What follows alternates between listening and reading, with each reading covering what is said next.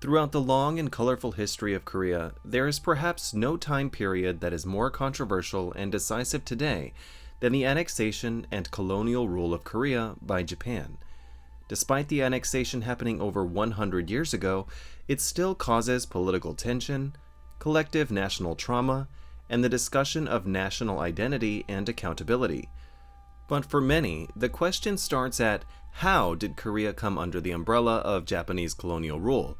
What are some, if any, political maneuvers that were executed, and how is it still felt today? Today, let's answer the question of how did Korea get annexed by Japan? Throughout history, the Korean kingdoms of Goryeo and then Joseon existed as a tributary state to China. This was not a colonial situation, but rather one of mutual benefit.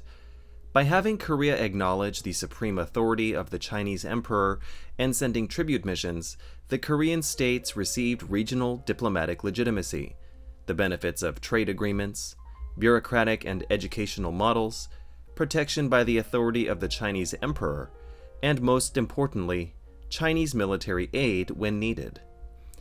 Despite the massive amounts of perks, within Korea, its own king ruled with unchallenged authority. In contrast, Korea's relationship with Japan is historically much more rocky. While there was small amounts of trade between the two nations, it eventually culminated in what would become known as the Imjin War from 1592 to 1598. Japan invaded and nearly overthrew the Joseon government before the Chinese Ming Emperor sent reinforcements to Joseon. The combined forces and the tactical genius of Admiral Isunshin defeated the Japanese and stabilized the region. Mutual distrust remained, despite both Joseon and the Tokugawa shogunate of Japan maintaining cordial relations. In 1854, an isolationist Japan was forced open by the United States during the Perry Expedition, and Emperor Meiji ordered the national modernization effort called the Meiji Restoration. Emperor Meiji sent a royal convoy to Joseon informing of the new policies of Imperial Japan, but Joseon rejected them, citing the fact that the Chinese emperor was the only one they would acknowledge. This led to Japan sending forces to Busan in an effort to protect Japanese citizens and threatening military action if a trade treaty was not signed.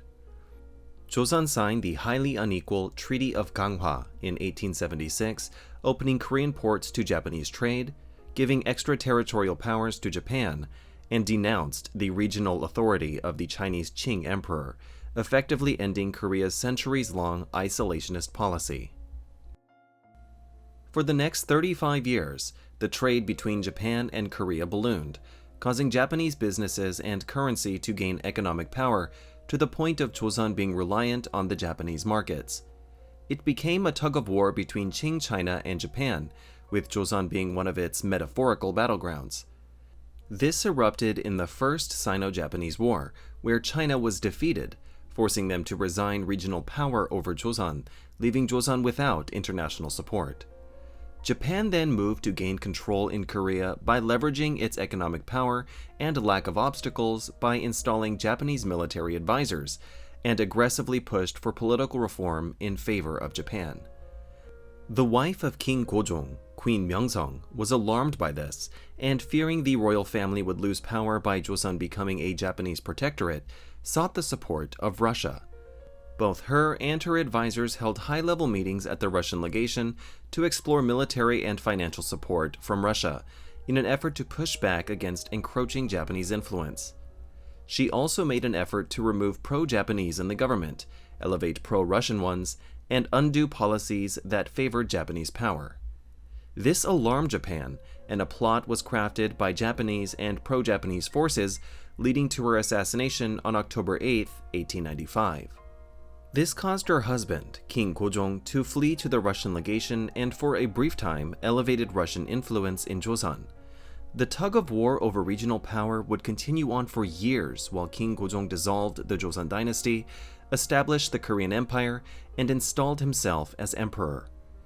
Despite technically being on the same cosmic level as the Russian Tsar and the Japanese Emperor, Emperor Gojong was caught between the two modern powers as they wrestled over control of both Manchuria and Korea. The tug-of-war erupted into the Russo-Japanese War in 1904, where Japan forced Korea to sign the Japan-Korea Protocol of 1904, essentially allowing Japanese forces to occupy and use resources and locations in order to achieve military directives. The Russo-Japanese War ended with Japan shocking the world with its victory. Following the war, Korea was left without any regional allies and had essentially been isolated. Fearing a Japanese colonial state was becoming more and more possible, Emperor Gojong penned a letter to Kaiser Wilhelm II of Germany for help, but it fell on deaf ears. Becoming ever more clear of what was transpiring, Emperor Gojong moved to avoid any type of negotiation with envoys sent by the Japanese, including President of the Privy Council, Ito Hirobumi. He was eventually coerced when Japanese forces surrounded Toksugung Palace and forced Gojong into a meeting.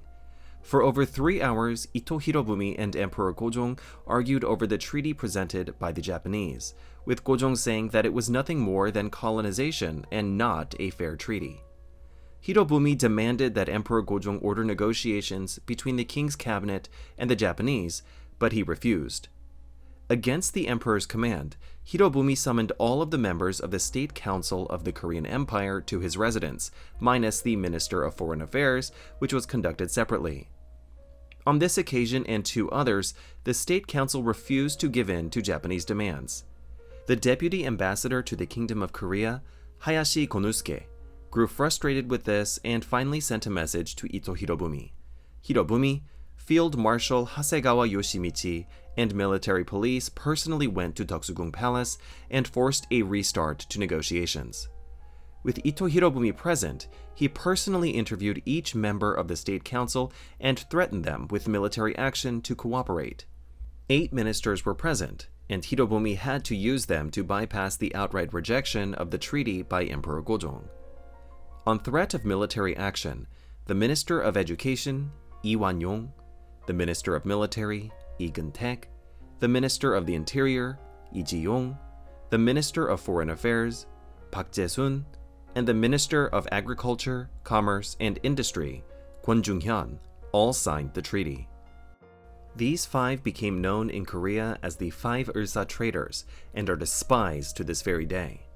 As per law, Emperor Gojong was required to ratify it with his imperial seal, but this went ignored by the Japanese. Because the majority of those present signed the treaty, Ito Hirobumi declared it legal, and the treaty became law immediately. Korea transferred its sovereign status to become a protectorate of Japan, prohibited any political decisions from being made without Japan's permission, and would establish the office of the Japanese resident general, who would essentially replace the emperor as the most powerful person in Korea. It also forced the closure of Korean legations in various countries and forced people back to Korea. While the eventual goal was annexation, the Japanese was very careful of the optics as to avoid scrutiny by the watchful eye of Western powers, and made sure the protectorate terminology was used. Japan also made a point to emphasize that the State Council had signed it, despite Emperor Gojong not doing so. Ito Hirobumi, who had forced the hand of the emperor and his State Council, was made the first resident general of Chosen, the Japanese pronunciation of Chosan. In 1907, Emperor Gojong sent a secret emissary to the Hague Convention of 1907 in an effort to plead his case. Japan found out and blocked their participation and furiously demanded Emperor Gojong's abdication. In his place, his son, Emperor Sunjong, was crowned. The Korean army was disbanded and left Korea at the complete mercy of Japan. Independence resistance movements began cropping up around the country in dissatisfaction and were quelled by Japanese forces. In an unfortunate turn, the United States acknowledged Japanese control over Korea via the Taft-Katsura Agreement, which eliminated the threat of American intervention, and the British Empire was also not a threat via the Anglo-Japanese alliance. In 1909, Japanese resident general Ito Hirobumi was assassinated in Harbin, China by a Korean independence activist, An Jung-gun. Hirobumi's death sent shockwaves throughout both Korea and Japan, by Korean independence fighters as hope and a call to arms, and in Japan as a dangerous sign the situation could get worse. In response, on August 29, 1910, Japan forced the Japan-Korea Treaty with the simple statement, His Majesty the Emperor of Korea makes the complete and permanent cessation to His Majesty the Emperor of Japan of all rights of sovereignty over the whole of Korea. Korea would remain a colony of Japan until its defeat in World War II in 1945. Many people view the monarchy and the High Ministers as a failure to both the Korean identity and the Korean people. They view Japan as an aggressive power that took Korea's independence through sly wording and eventual force. However, despite forced coercion, contention exists among historians on if the treaties were ever legal to begin with. The first treaty making Korea a protectorate was never ratified with Emperor Gojong's seal, and the annexation treaty was signed by the ministers in Emperor Seonjong's name, which goes against legal practice at the time.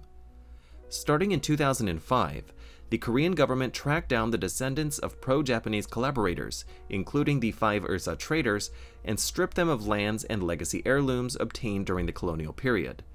This shows that even today, the Japanese colonial era is one that is marred by pain and suffering and the severe suppression and distortion of Korean identity that still reverberates heavily in the national Korean conscience. If you like this video, please leave a like, comment, and subscribe so you can see more videos just like this.